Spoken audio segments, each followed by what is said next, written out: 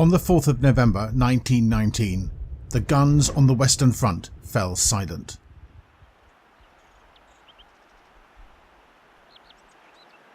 The German Empire had emerged victorious. Europe was now in the hands of the Central Powers. The signing of the 1918 Treaty of Brest-Litovsk would mean Germany and Austria would decide the fate of the western territories of the former Russian Empire. Soviet Russia had agreed to renounce all its previous claims in the regions.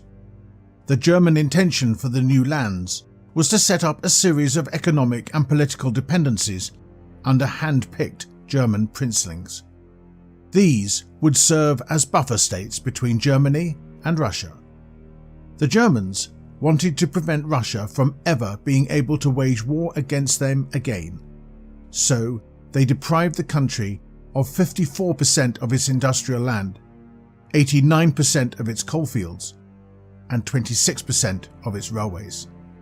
The Chief of the General Staff, von Hindenburg, said to the Kaiser, "Any peace must give Germany such formidable borders that no enemy would dare start another conflict with us." As for Russia itself, the nation was embroiled in a brutal civil war.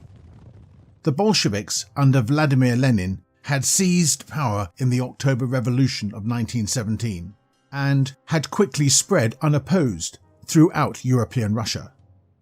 In defiance of the Soviets, a loose confederation of anti-Bolshevik forces, known as the White Movement, united to oppose the communist government. The Entente powers, supporting the Whites, chose to intervene, with France and Britain landing forces in southern Ukraine and the far north. In the Far East, Japanese forces also arrived to help secure the region. Even Germany's new sphere of influence was starting to come under threat from the Soviets. Incited by Bolshevik agents, multiple revolts were breaking out over the occupied territories. Finland was engaged in its own civil war against the Reds, prompting Germany to intervene on the side of the Finnish White Army. In the Baltics, Germany's attempt to create a united Baltic Duchy provoked Estonian nationalists to rebel against their German occupiers, triggering the Estonian War of Independence. The seasoned General Rudiger von der Goltz was transferred to crush the uprising. While in Ukraine, Bolshevik agitation was widespread.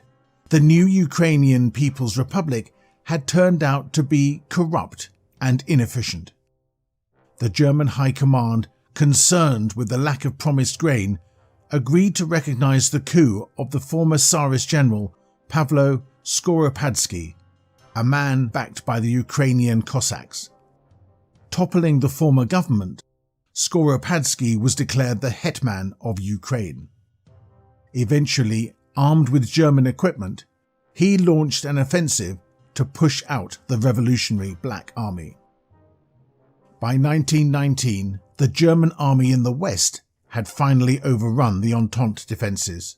This forced the Entente powers to withdraw from their direct intervention in Russia, except for Japan, who remained committed to maintaining their influence over the Far East. The British would continue to attempt to supply the White forces. With the sudden lack of Allied support, the Southern Whites realised the bitter necessity for German aid. Clasping the opportunity and wanting to safeguard their buffer states, the German High Command offered an arrangement to the White General Kornilov. In exchange for full German support, the Southern Whites would have to break off all association with the Entente. Reluctantly, with protestations from other White generals, Kornilov agreed. Meanwhile, a crippling blow struck the Bolsheviks. The leader, Vladimir Lenin, was shot 3 times with a revolver by a disgruntled SR. He would die 2 days later. His death shook the spirit of the Soviet cause. Over in Finland, after months of vicious fighting, the German-backed Whites had recaptured Helsinki, leading to the eventual surrender of the Finnish Reds. the Kingdom of Finland was now secure. The Germans were now actively reinforcing the White Armies. The Northwestern White Army was bolstered by the arrival of Polish and White Ruthenian troops mobilized by Germany. The Northwestern Army began its offensive to capture Petrograd. Simultaneously, the Southern Whites launched the Volga offensive in an attempt to link up with the Siberian White Army. Red reinforcements, led by Leon Trotsky, dealt heavy casualties to the Southern Whites. However, the start of a Siberian counteroffensive forced Trotsky's army to withdraw. The Southern and the Siberian Whites finally met up in a moment of jubilation for the White cause. The now united White governments gathered for the UFAR Congress to settle the question of White leadership and determine who they should align with. Ultimately, the two governments would unite under Admiral Alexander Kolchak as the supreme ruler of Russia. The Congress agreed to de facto cut contact with the Entente in favor of the Germans. By 1920, Petrograd had fallen to the Whites. The Red Army was shattered and collapsing. Moscow remained the last stronghold of the Bolsheviks. The White Army was now well equipped, with not only German equipment and artillery, but utilizing German advisors and A-7V tanks. Following a brutal siege of the city, the Bolsheviks capitulated. The Russian Civil War was over. The Whites, aided by the Germans, had won. However, the German assistance would come with a price. The Treaty of Brest-Litovsk would have to be re-ratified, recognizing the new states in the east. The White generals, not willing to besmirch their honor, decided that a troika of Russian political leaders would sign together. Kolchak, as supreme ruler, was the formal head of the trio, while his two companions were his acting prime minister, Sergei Sazonov, and finally Alexander Kerensky, whose status as the last pre-Civil War head of state gave the delegation a connection to the prior regime. Together, they signed the Treaty of Minsk. Russia was left broken and humiliated. The Kaiser wrote to his sister, "The Russian bear is dead. Never again shall we hear its roar." With Russia no longer a threat, Germany could finally realize its dreams in the east. For the Kingdom of Finland, Kaiser Wilhelm's brother-in-law, Prince Frederick Charles of Hesse, was crowned King Frederick Karl I. The kingdom would become an unofficial protectorate of Germany, sharing close ties. In the Baltics, the suppression of the Estonian rebels finally allowed the creation of the United Baltic Duchy. Duke Adolf Frederick of Mecklenburg was chosen as the head of state, not as a sovereign monarch, but as a subordinate to the German Kaiser. The United Duchy would become a German-dominated puppet state. The Kingdom of Lithuania was also declared. Duke Wilhelm Karl of Urach was proclaimed King Mindaugas II. As for Belarus, similar to Ukraine, a short-lived Belarusian People's Republic existed before ultimately collapsing. The lack of a historic Belarusian state led Germany to establish the Kingdom of White Ruthenia. To give the country legitimacy, the Kaiser's younger brother, Prince Heinrich of Prussia, was granted the throne and crowned King Gendrich I. Lastly, after a century of partitions, the Kingdom of Poland was restored. The Kaiser's fourth son, Prince August Wilhelm of Prussia, was crowned King August IV of Poland. These new kingdoms would serve purely as German puppet states. In Ukraine, Skoropadsky's regime would remain in power in what would become known as the Ukrainian state. In Western Europe, the conclusion of the 1919 Treaty of Versailles had cemented Germany's victory over the West. The Grand Duchy of Luxembourg would be incorporated as a member state of Germany. France would lose much of its overseas territories. The French Protectorate of Morocco was ceded to German control. The German colonial empire annexed all of French Equatorial Africa south of Lake Chad, as well as Dahomey, Côte d'Ivoire, Madagascar, and Belgian Congo. French Indochina and various other French territories in Asia and the Pacific were also annexed. The Kingdom of Belgium would serve as Germany's main deterrent against future aggression. Its strategic location would allow for a fast deployment of troops to easily threaten Paris, and could delay the arrival of British reinforcements. As King Albert I had fled to Britain, the country was remodelled to form a Flemish Walloon kingdom led by the Kaiser's third son. In France, the revolutionary forces of syndicalism had emerged victorious in the French Civil War. Berlin chose to recognise the new state in exchange for re-ratification of the previous treaty France had signed. The question of a possible intervention into the country was considered, but rejected due to the unpopularity of entering into another war. Peace with the Entente was finally achieved in the 1921 Peace with Honour. The only holdout was the Empire of Japan. The Japanese delegation had walked out of the negotiations after refusing to relinquish lands they had captured during the war. Hostilities between Germany and Japan continued. The Imperial Army prepared for an intervention in Asia and dispatched a small detachment to protect their new colony of Indochina from the Japanese. Although peace had returned to Germany, the long years of war had taken their toll. The country was gripped with social and economic problems. The demobilization of the army had created mass unemployment, and rising inflation was crippling the economy. The country was still currently under the military dictatorship of General Erich Ludendorff, ruling through puppet chancellors. The empire was entirely under his influence.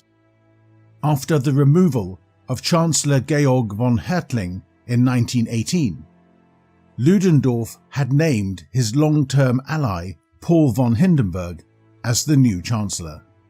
The duo remained immensely popular, credited as the architects of the 1919 victory. Ludendorff himself claiming he was the man who won the war. Describing his position, the general wrote, "One thing is certain. All the power must be in my hands." One of Ludendorff's policies was to resettle ethnic Germans in Eastern Europe. The border strip of neighbouring Poland would be used for the task. Approximately 20,000 square kilometres of Polish territory was formally annexed into the German Empire. The existing inhabitants were expelled, and ethnic Germans, particularly war veterans, were encouraged to settle the land. This was a part of a larger government initiative, the Eastern Aid Programme, which was an intended relief fund to revitalise the bankrupt Junker estates in Prussia. Since even before the war, Germany had long hoped to create an economic and cultural hegemony over Central Europe, a Mitteleuropa. That dream was starting to become a reality. Talks for the establishment of an economic bloc led by Germany commenced in Berlin. It would encompass all countries on the European continent. Even revolutionary France was invited to attend as the discussions dragged on. Many nations dropped out, among them being the French Commune. In March 1921, the economic bloc of Mitteleuropa was established, containing all the newly created countries in Eastern Europe. Germany's former allies of Austria-Hungary and the Ottoman Empire chose not to join. The Union quickly became an economic powerhouse, feeding Germany and guaranteeing her sphere of influence in Europe. Furthermore, the German Empire formed the Reichspakt, a new military alliance to safeguard its subject states. By 1922, Japan and Germany finally signed the Tsingtao Accord, putting to an end the last holdover of the First Weltkrieg. As for the German Kaiser, although he had achieved his dreams of empire, tragedy struck. His Empress Augusta Victoria passed away due to complications of influenza. The Kaiser fell into a depression. While Germany and Britain had signed a white peace, the nations were still in direct competition with each other. The post-Weltkrieg world had descended into a mess of competing great powers, and their arena was the ocean.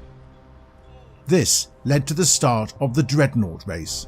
The US, Imperial Japan, Germany and Britain would all start commissioning new, bigger capital ships to outdo each other and attempt to win naval superiority over the seas.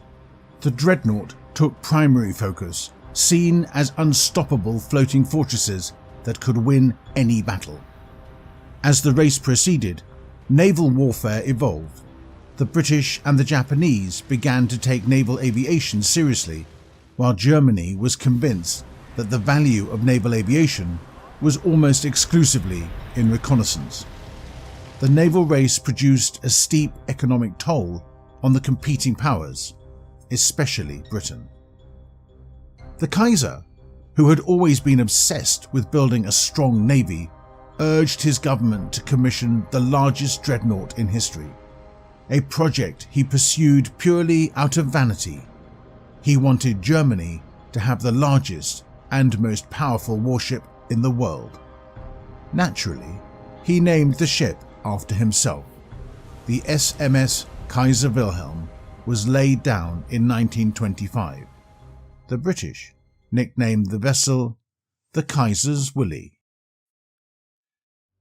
Entering 1923, Ludendorff and Hindenburg's popularity had plunged to an all-time low.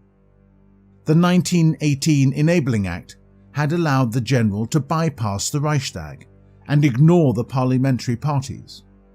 All factions in the Reichstag were now calling for the reinstation of elections. Newspapers had begun openly criticizing the duo, declaring them dictators. The Polish resettlement policy had also failed, further damaging the general's reputation. To quell unrest, he reintroduced press censorship. Things would come to a head on the 10th of July. Despite the press restrictions, a liberal newspaper went ahead and published a lengthy exposé revealing how the funds intended for the Eastern Aid Program were deliberately misused by the Ludendorff government, implicating that Ludendorff himself had been encouraging the embezzlement. News of the scandal spread fast and was soon picked up by various other publishers, ensuring that the story couldn't be suppressed. The following day, as the pressure mounted, the general was escorted to the Berlin Palace to meet with the Kaiser. Ludendorff was stripped of his command and ordered to retire. He departed at once. His former ally, von Hindenburg, was not implicated in the scandal and was thus permitted to retire with dignity. The era known as the Ludendorff Dictatorship had come to an end. For the first time in a decade, elections were to be held.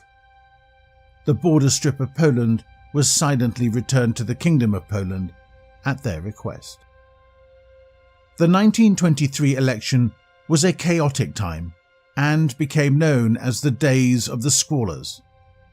In the end, a grand coalition of right-wing parties formed the new government. The Kaiser chose his old friend, Grand Admiral Alfred von Tirpitz, the leader of the DVLP, the German Fatherland Party, as the new Chancellor of Germany. The Admiral would embark on a program of economic liberalization. Coming after a period of stagnant internal growth, This coincided with the profits of long-term investments in Middle Europa finally arriving. The result would usher in an economic boom. The Golden Twenties had arrived. The German GDP grew at an average of 8% annually. This massive growth would lead to a boom in civilian consumption and industrial production. The country was entering one of the greatest economic growth periods in its existence. The improvements in the economy brought upon major shifts in German society and culture. Ordinary citizens embraced the joys of modern consumerism.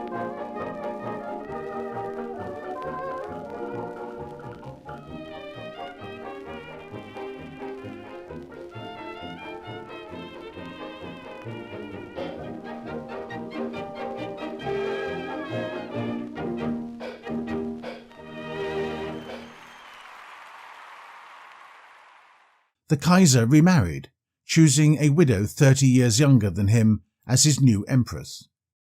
By 1924, Berlin hosted the Summer Olympics, even inviting Britain to participate. The event was a cultural triumph for the German Empire.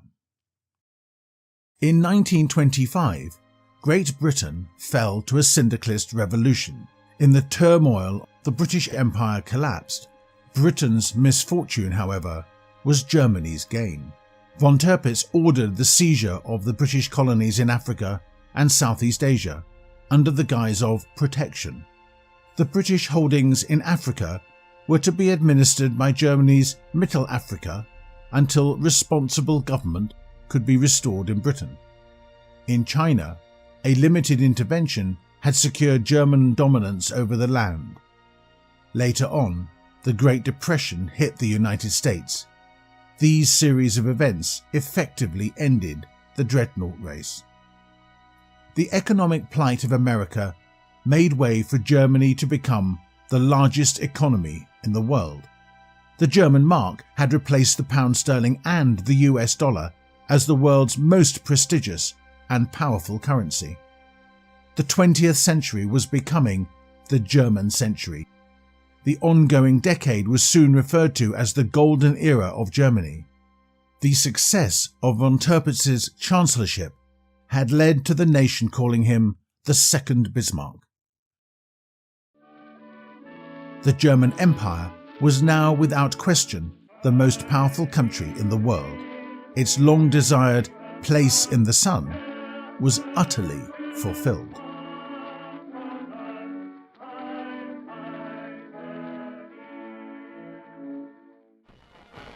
Imperial pride flourished in the empire.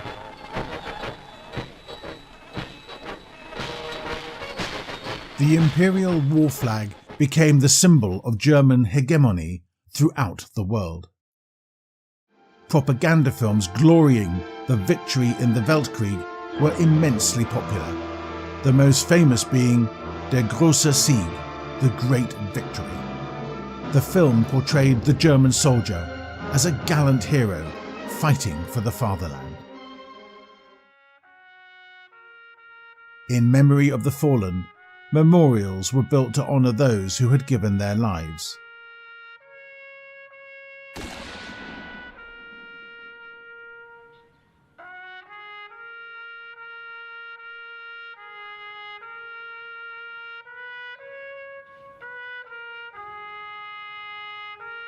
They would be commemorated on the 5th of November. As the German Empire reached the 1930s, its beloved Chancellor, Alfred von Tirpitz, would pass away at the age of 81. The nation went into deep mourning. His death sparked a question. What if this was the end of the German Golden Era? For all his successes, von Tirpitz was unable to prevent the rise of a syndicalist alliance. While Germany had expanded its borders, syndicalism had spread throughout the world unchecked. In the Far East, the Empire of Japan lies waiting, eyeing East Asia with great interest. The German Empire had always strived for its place in the sun. Now that it had it, how long would it last? Join us next time for the rise of the Union of Britain. True to Kaiser. Help us by sharing this content.